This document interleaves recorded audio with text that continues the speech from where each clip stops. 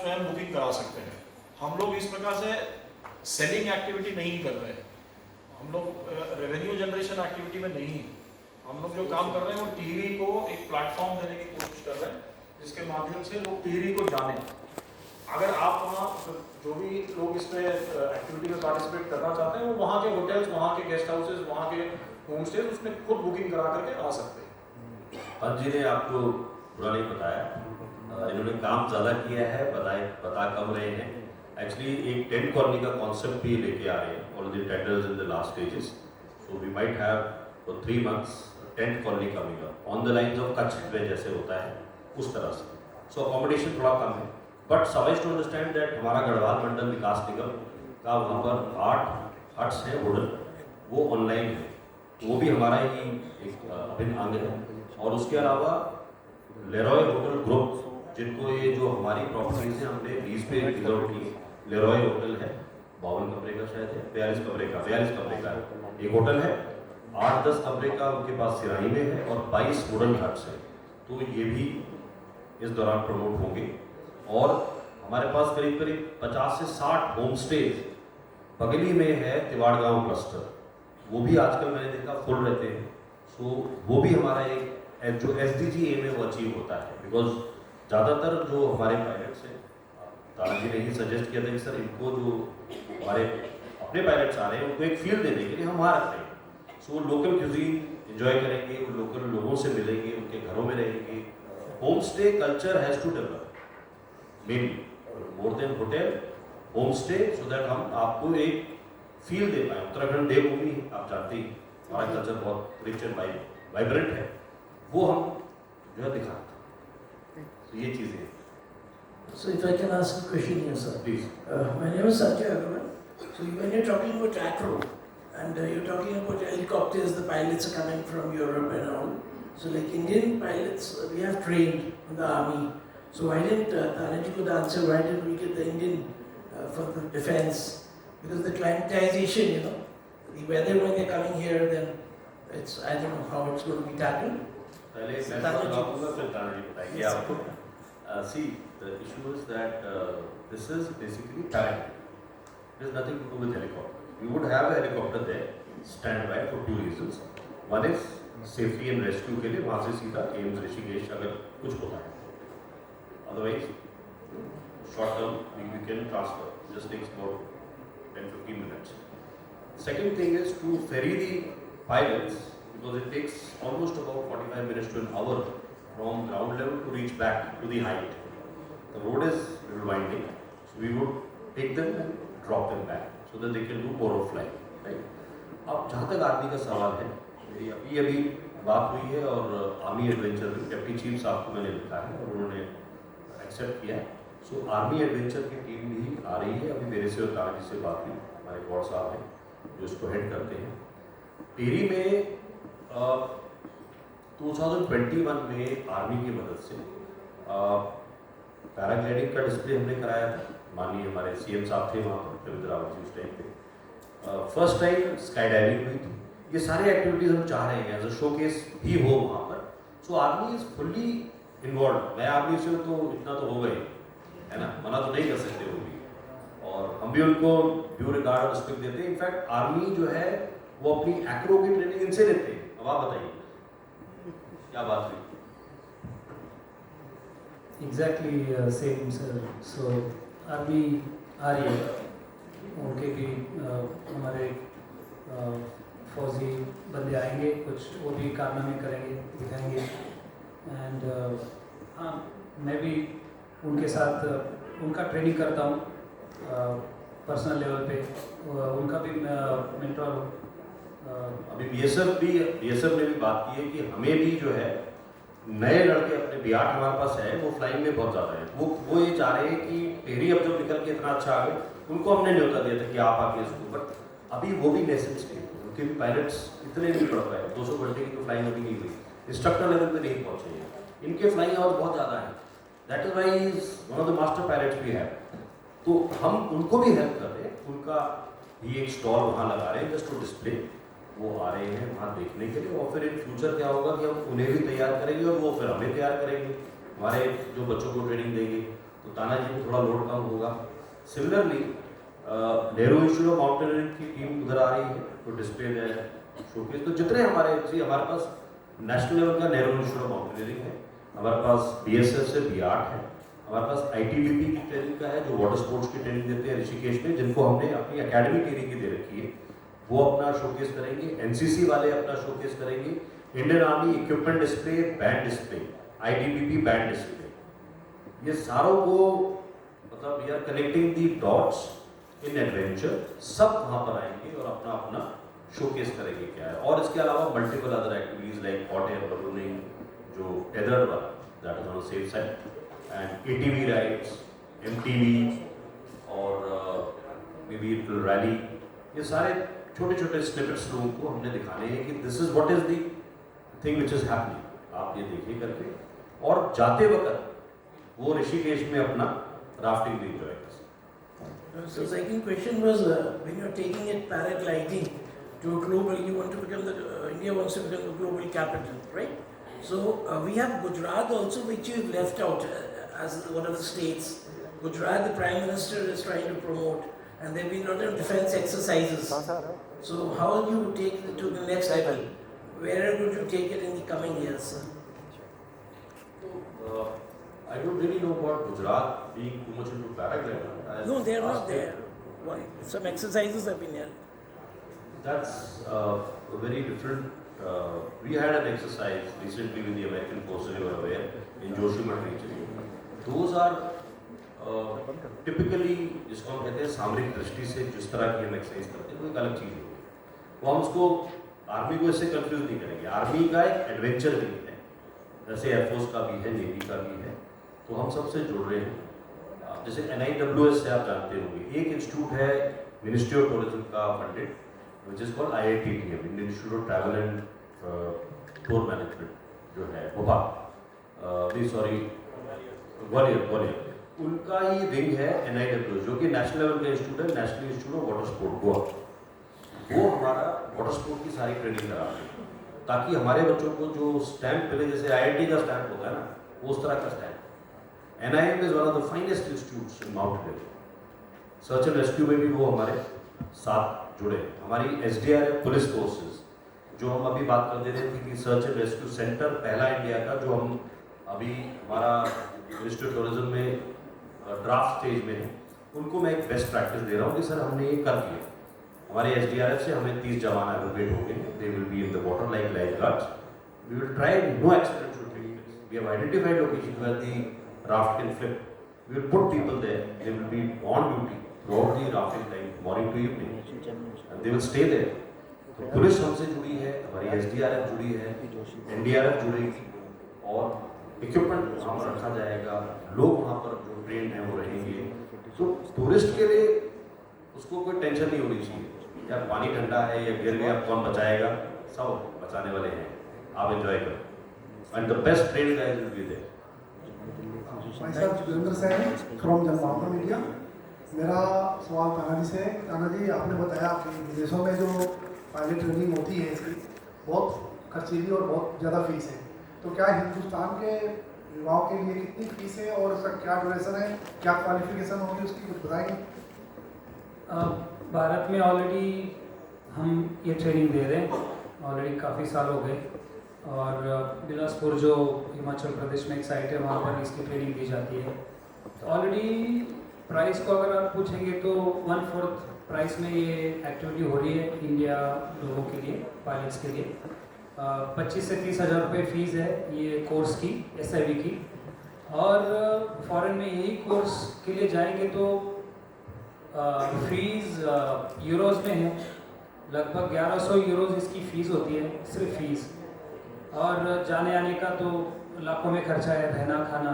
तो ये कंपेयर करेंगे तो 50,000 रुपये में इंडिया में प्रॉपर ट्रेनिंग होती है रहना खाने के साथ। अब आते हैं टिहरी के इस पे टिहरी की जो हाइट है ये 1400 मीटर है, और हमें चाहिए हाइट बोले तो फ्यूल, ज़्यादा फ्यूल है उतनी सेफ्टी है, जितना फ्यूल कम है उतना सेफ्टी कम है। तो ये सबसे इम्पोर्टेंट चैप्टर है। तो हमारे पास 1400 मीटर है, मतलब काफ़ी फ्यूल है। तो ये एक्टिविटी जब सीखता है कोई भी नया पायलट, तो उनको ये समय लगता है। कोई ग्लाइडर के साथ कोई जैसे कि आधा ग्लाइडर कोलैप्स कर दिया, आधा ग्लाइडर बंद कर दिया, तो उसको रीओपन करने के लिए समय चाहिए, तब तक पैराग्लाइडर वो नीचे जा रहा है, हाइट लॉस हो रही है। तो ये सारे चीज़ें हैं। तो इस चीज़ों को देखते हुए काफ़ी फ़र्क है। और भारतीयों के लिए, ये आपका सवाल जो है, भारतीयों के लिए तो बहुत कम पैसों में ये कोर्स का बेनिफिट मिलेगा। जैसे मेरी बात करूँ, मैंने 2005 में ये पहला कोर्स किया था। इसके लिए मुझे नेपाल जाना पड़ा। तो नेपाल में जाना आना रहना, मैं एक मिडिल क्लास का गांव से, पहाड़ों से रहने वाला, तो मुझे ये खर्चा काफ़ी महंगा था। और साल में एक बार जाना, 10 दिन की ट्रिप काफ़ी महंगा है। अब यही ट्रिप अगर हम भारत में ही करते हैं तो हम 10 दिन की जगह 2 महीने रह सकते हैं उसी खर्चे में। तो ये फ़र्क है। और इसकी वजह से क्या हो रहा है, नंबर ऑफ पायलट्स, उनको ट्रेनिंग ज़्यादा मिल रही है, उनका इंटरेस्ट ज़्यादा बढ़ रहा है। इसके वजह से हम सेफ्टी को कॉम्प्रोमाइज़ नहीं करेंगे। सेफ्टी स्टैंडर्ड्स हाई होते जा रहे हैं, इससे एक्सीडेंट्स आगे कम होते जाएंगे, मिनिमाइज होते जाएंगे, प्रोफेशनल पायलट्स बनते जाएंगे। तो ये सारे बेनिफिट्स हैं। ड्यूरेशन क्या है?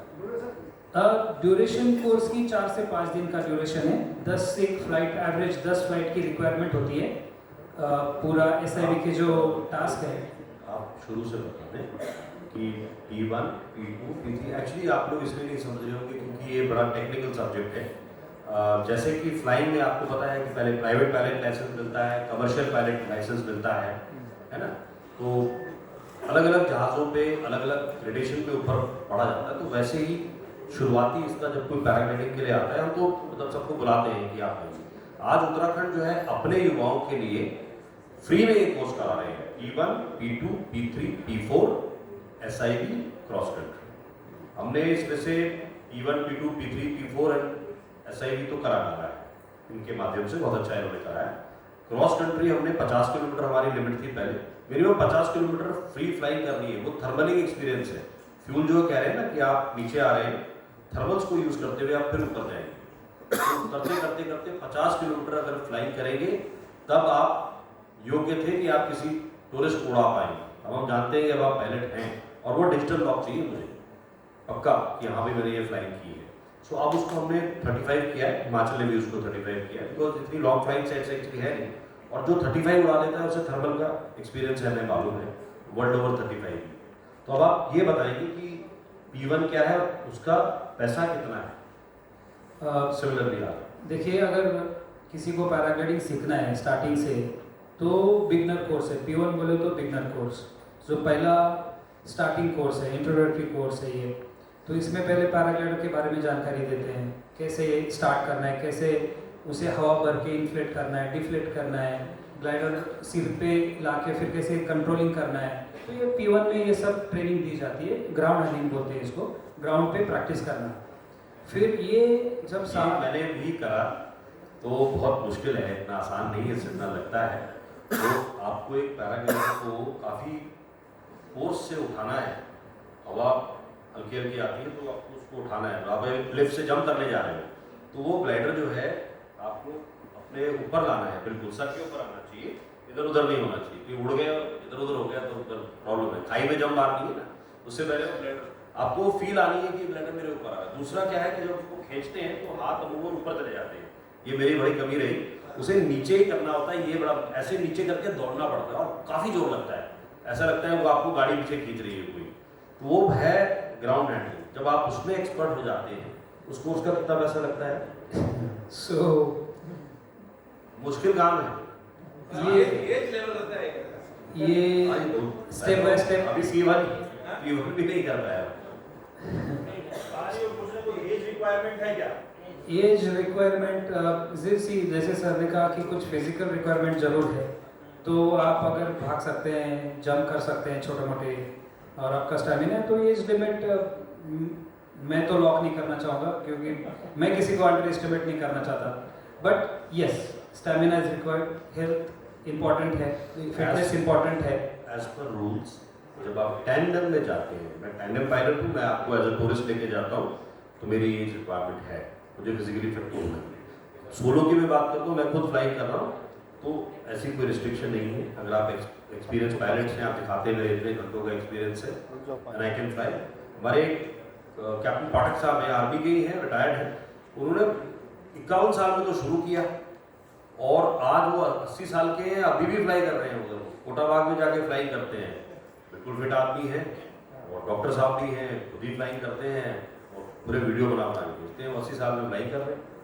तो एक्चुअली जिसको इसका मतलब एक तरह से आप क्या बोले, इसको नशा बोलेंगे फ्लाइंग का, फ्लाइंग लाइक अ बर्ड बोलते हैं, जो एक बार हवा में उड़ गया उसे फिर कोई एक्टिविटी पसंद नहीं आती। ये इसका थ्रिल है इस एक्टिविटी का, एक बार करेगा बार बार जाएगा वो फ्लाइंग करने, अलग अलग साइड्स पे जाके उनको फ्लाइंग करना है। ये लोग आते हैं तो उनको अलग अलग जगह पे चाहिए लगता है, यहाँ क्यों जाओगे, जाना चाहते हैं देश से कि सर वो अलग एक्सपीरियंस था, टर्की अलग है, ये अलग है। हमारे जो हमने स्काई डाइवर्स जहाँ बुलाए थे आर्मी के, उन्होंने मेरी जान खा ली है कि सर दोबारा कराओ, हमें दोबारा करनी है। क्यों भाई, क्यों आना चाहते हो वहाँ पर, तो सेम लगता है। नहीं सर, जो फोटो वीडियो आया लेक नीचे दिख रहा है और हम पानी पे से उड़ रहे हैं, वो हमें दोबारा कर रहे हैं। कल चोपड़ा साहब हैं अभी इस कमांडिंग यूनिट, कहते मैं छोड़ के आता हूँ 10 दिन छुट्टी लेके। तो मेरे कोस्टमेट भी हैं मजूमदार साहब, वो भी मतलब इतनी जान खा रखी है कि आप वहाँ स्काई डाइविंग कराओ एक बार हमारी दोबारा से, हम आना चाहते हैं जो एक्सपर्ट्स हैं। वो टूरिस्ट को फिर जब उड़ता है तो बहुत बढ़िया नज़ारा मिलता है। वो तो What is the height in Turkey? So आपका 1400 meters is the Turkey. आपका आंसर जो अपर लेवल है, अगर फिटनेस अच्छी है तो हमने 60-65 ईयर ओल्ड पीपल को सिखा है। और लोएस्ट मेरा खुद का बेटा है, अभी 12 साल का है, वो पिछले 2 साल से पैराग्लाइडिंग कर रहा है, ऑलरेडी 1200-1300 मीटर से फ्लाई कर रखा है, तो करता है। तो मेच्योरिटी होनी इम्पोर्टेंट है मेरे अंडरस्टैंडिंग से। मैंने दूसरों के बच्चों को कम 14 साल से नीचे नहीं लिया है, तो ये लगभग ऐसा है। There are no such rules, ऐसे कोई रूल है नहीं बनाए किसी ने, बट वही है, मैच्योरिटी होनी चाहिए बच्चों को, अच्छी अंडरस्टैंडिंग होनी चाहिए। एंड जैसे मैंने कहा, ट्रेनिंग जो होती है ये स्टेप बाय स्टेप की जाती है। ऐसे नहीं कि बच्चों को अगर समझ में नहीं आया या किसी स्टूडेंट्स को समझ नहीं आया और हमने ऊपर से टेक ऑफ करा दिया, ऐसे नहीं होता है।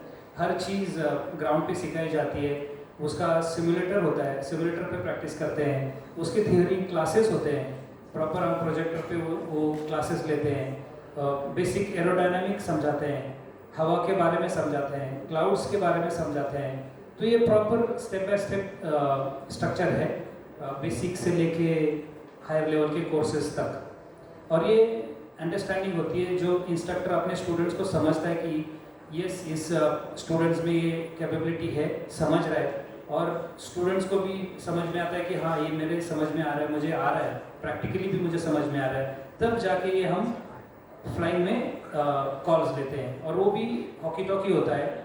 हॉकी टॉकी के माध्यम से उनको गाइडेंस किया जाता है, और अगर हॉकी टॉकी बंद भी हो जाता है तो बेसिक हर चीज़ उनको समझाई रखी होती है। तो ये सेफ है, ट्रेनिंग में अगर है तो टोटली सेफ है। इसके अलावा ये और मैं बताना चाहता हूँ कि जो ये है, this is next step for paramotoring. Paramotoring is एक सेम पैराग्लाइडर है, उसके पीछे एक मोटर लगी है, और ये ग्राउंड से होता है, क्योंकि मोटर पीछे लगी है। तो ये आप फ्लाई कर सकते हो और फिर लैंड भी कर सकते हो। सो उसी से क्या है, पैराग्लाइडिंग की जब थ्योरी आएगी तभी आप उसको ऊपर लाके आप पैरामोटर कर सकते हो। नेक्स्ट स्टेप है, अगर आपको इतना शौक है, क्योंकि ये सब स्पोर्टिंग एक्टिविटीज है, दे आर, जो एरो क्लब हमारा है सफदरजंग में, वो इसको एज अ स्पोर्टिंग इसका कोड उन्होंने बनाया है। और उसके अलावा नेक्स्ट स्टेप में जब जाते हैं तो फिर आप एक पायलट बनते हो, आप प्राइवेट पायलट बन सकते हो, फिर आप कमर्शियल पायलट बन सकते हो। आप इंडिया में देख रहे हैं कि एविएशन इंडस्ट्री कितनी बढ़ चुकी है। तो these are the ways and means where children develop a sense of flying, और जितना इन्होंने ये किया होगा उतना ही एक्सपीरियंस पायलट आगे बनेगा। जो सिर्फ जहाज उड़ाना सीख रहा है और जो शौकिया पहले से उड़ा रहा है बचपन से और फिर पायलट बनता है, तो his level of understanding, his level of coming out of situation will be better. With that, thank you sir. कितने लोगों की भाग लेने की उम्मीद है वो भी बताया आपको ना। 1.5